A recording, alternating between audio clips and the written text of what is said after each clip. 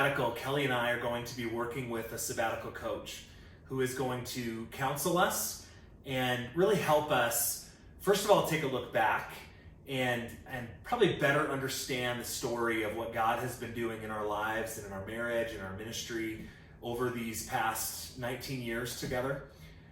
The sabbatical coach is really going to help us look in and see things in our hearts that we either can't see or won't see on our own, things that need to be changed, things that God would want to change by His grace through the power of the Spirit.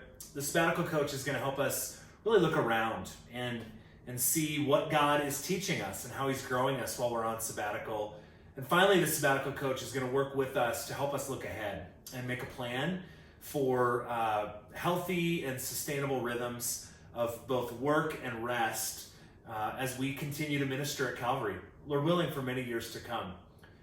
While we're on sabbatical, we are going to travel a little bit together as a family, both here in Colorado and some other places around the country. We're going to do a little work on our house, in our basement, in our kitchen, and out in our yard. I plan to spend extended time with Jesus in prayer and in His Word.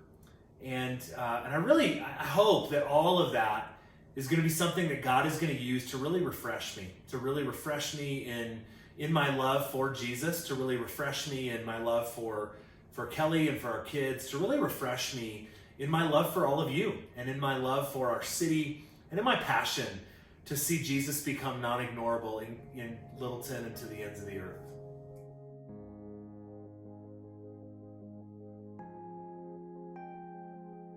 Well, there are several things I would love for you to be praying for me and for my family and for our church during sabbatical. I think first of all, I would love to have you pray for me and for Kelly and for all of our kids, that God would grow us in our love for Him, that He would help us know Him in a deeper and truer way, that He would really grow us in our love for each other, and that we would just grow together spiritually and relationally as a family.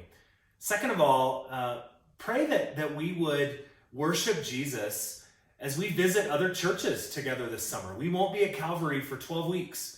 And that's going to be really weird because we've been worshiping at Calvary now faithfully for the past 6 years. And we're going to miss you, and we're going to miss being with you on Sundays. And so pray that the Holy Spirit would really lead us to worship Jesus and be with God's people in a real and in a present way as we're worshiping at other churches this summer. Third, I would ask that you really pray for Calvary.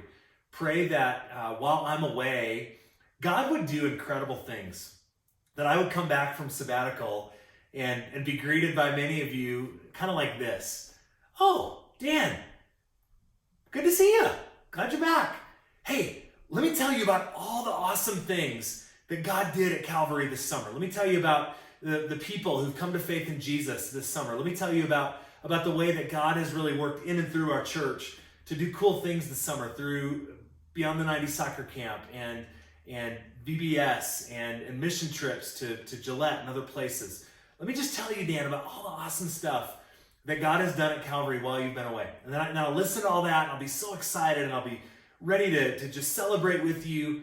And then in September, pray that we would just get to work together, that we would get to work again as a family, making disciples, planting churches, making Jesus not ignorable here in Littleton and to the ends of the earth. Calvary, I love you, and I'm going to miss you this summer, but I'm really thankful and grateful to be a part of a church that places a priority on healthy pastors and wants to see pastors like me be able to run the race of ministry all the way to the end without being disqualified, without burning out, to really be able to run the race of ministry as long as God would have me run it.